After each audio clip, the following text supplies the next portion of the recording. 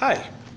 I'm Chris Arnold. I'm a academically trained historian with a master's from SUNY Brockport, and I work here at the Fairmount Community Library. In commemoration of the 19th Amendment, of the 100th anniversary of the 19th Amendment, which we celebrate this year, which of course granted women the right to vote, and to raise consciousness over the upcoming election in what appears to be an incredibly turbulent year in American democracy, the Fairmount Community Library thought that it might be a good idea to organize a very small, short lecture series on the struggle to gain the right to vote. This first episode, which I'm bringing to you today, is focused on the abolition of financial requirements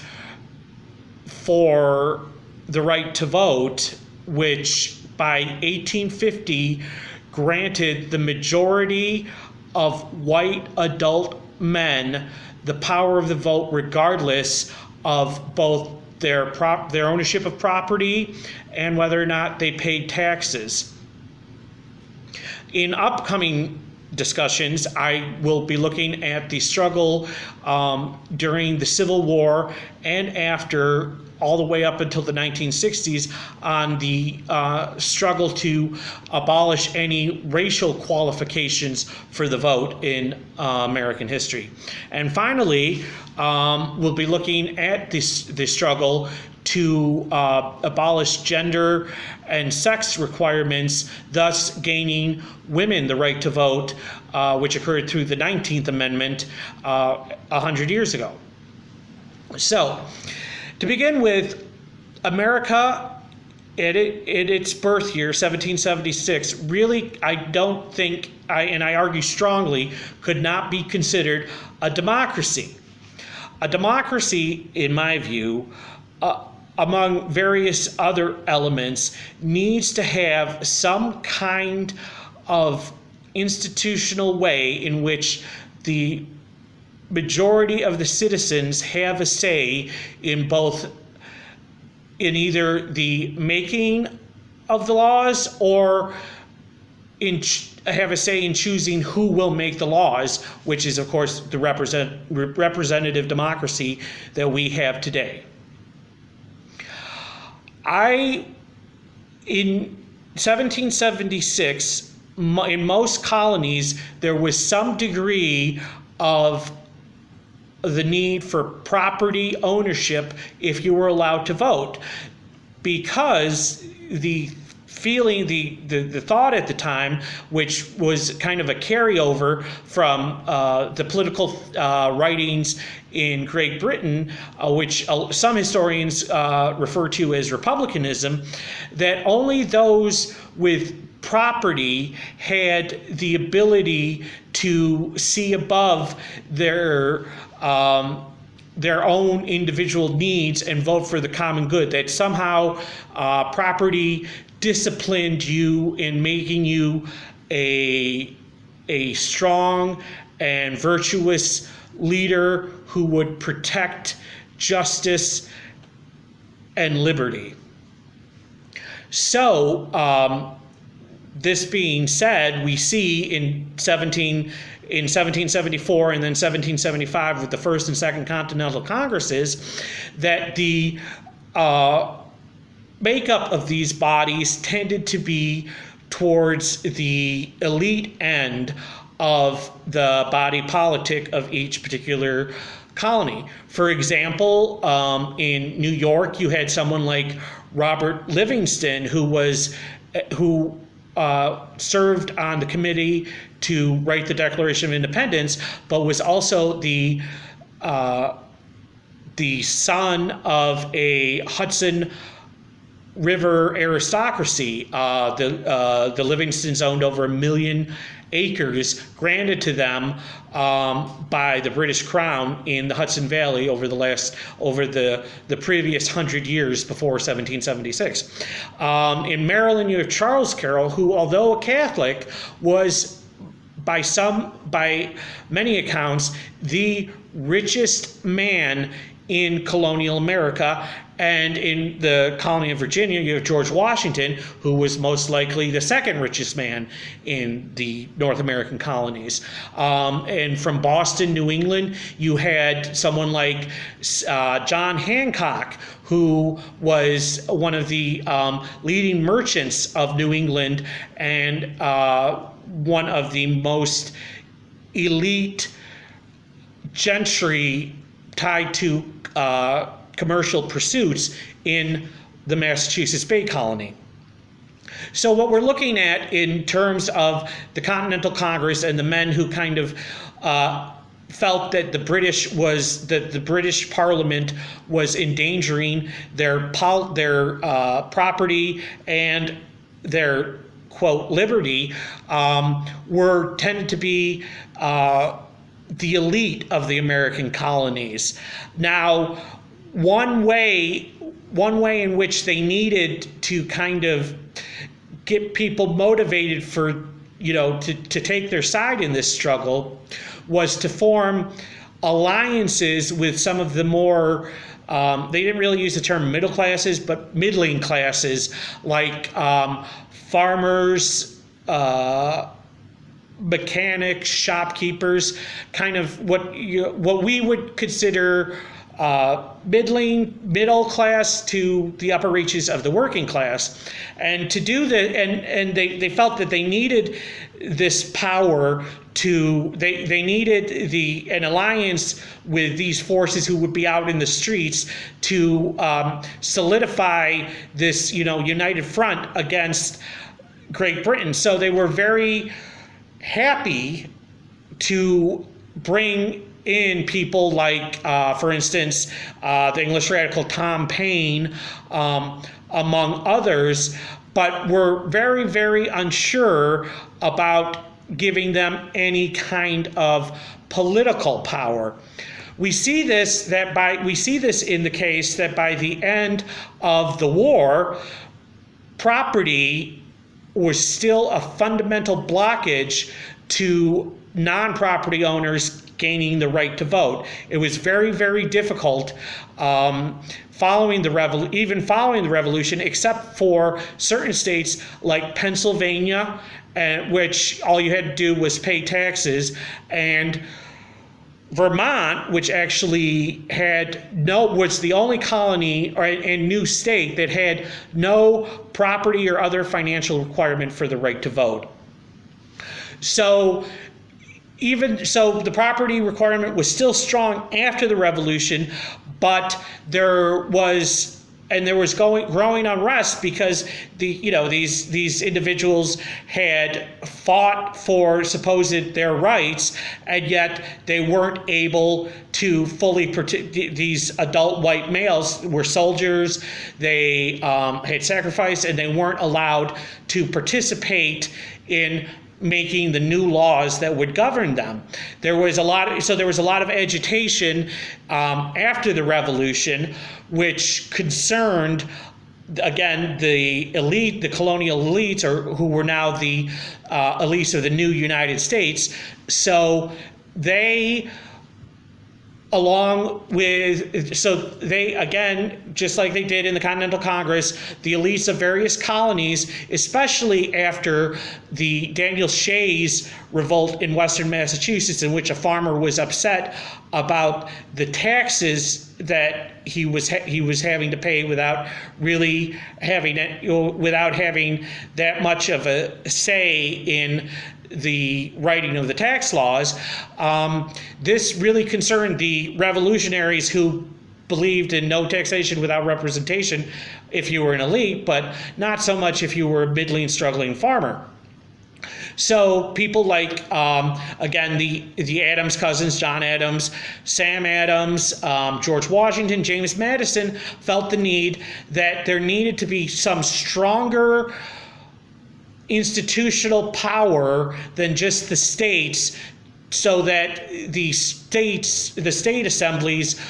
wouldn't be pressured by the lower classes to grant economic democratic processes like debt relief or paper money, which would allow for wider circulation of money. So they got together secretly. A lot of the colonial elites got together secretly, not secret, like they didn't let people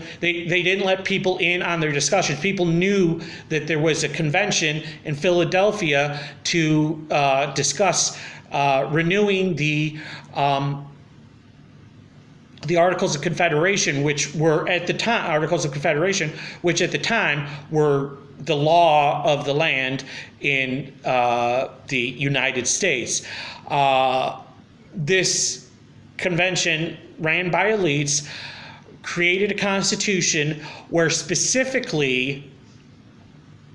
and as we see in the 1890s, in the 1790s, the federal government was able to retain more of the policing power and more of the financial power that the states had, so that they were able to discipline any of these attempts at economic democracy, such as Shays' Rebellion. So once the Constitution and the federal government, after 1790, by 1800, there was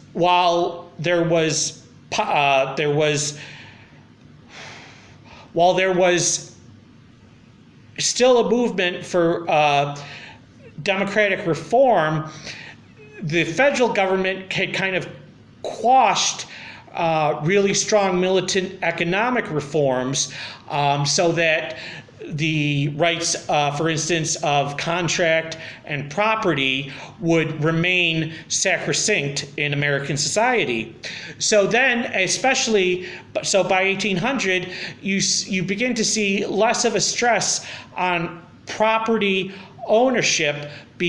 for the right to vote, because we were moving away, because most citizens have come to believe in a lot of the economic beliefs that the elites had, that kind of lay the foundation for our later capitalist development. Again, private property, rights of contract, the kind of sacredness of the law, and so forth. So finally, you see after 1800, you see, again, going back to the Constitutional Convention, the states did not actually set up a federal guidelines on who could vote. They left those up to the states, and the states, following the Constitutional Convention, in certain areas had certain property qualifications. But because this threat of what, again,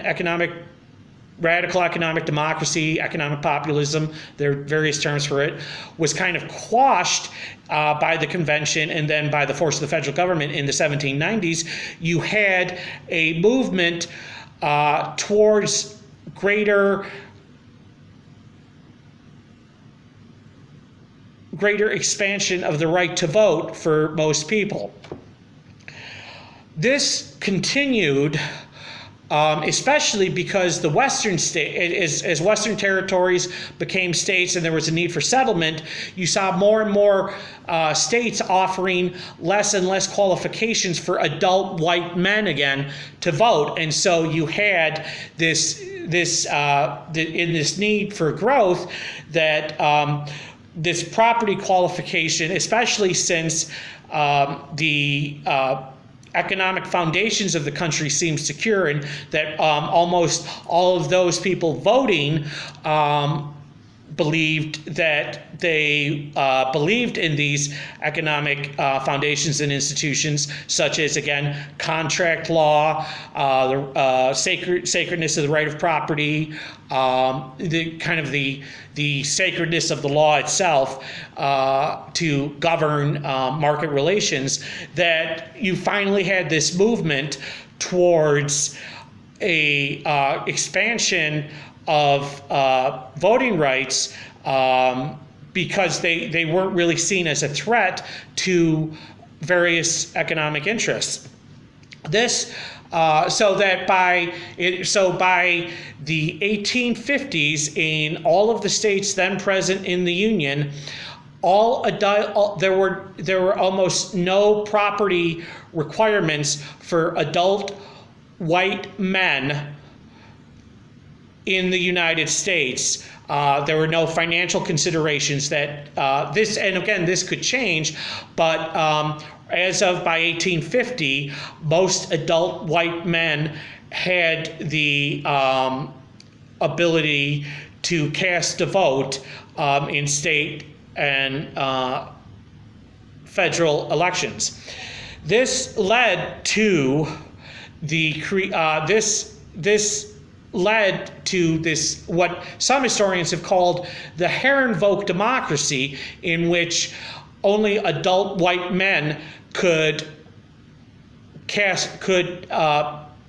hold voting power. And so that what we finally see is that adult white men who also accepted the ideological foundations of a proto-capitalist economy were now enfranchised, and power seemed to be safe for the growth of what some historians have called the commercial republic of the first half of the 1800s. This is just, again, a very brief overview of this phenomenon, and I will hopefully within the next couple of days create a reading list for anybody interested. Also, you're more than welcome, if you have any questions about this very, very, very rough sketch of the abolition of property qualifications and economic considerations for the right to vote in American history, feel free to leave comments on our YouTube channel, and I'll do my best to get back to you. And I'd love to hear if you have any, not just questions, but if you have alternative takes, because the key to remember about history is that you use the evidence, but then people can come to very, very diverse opinions based on the evidence on how things happened, what happened, why they happened. So again, I thank you for your time. If you find this interested, please come back when I hold the discussion on racial qualifications for the vote, and we will hopefully kind of spark a ongoing discussion on what the vote means and what it allows and what it doesn't allow, or at least has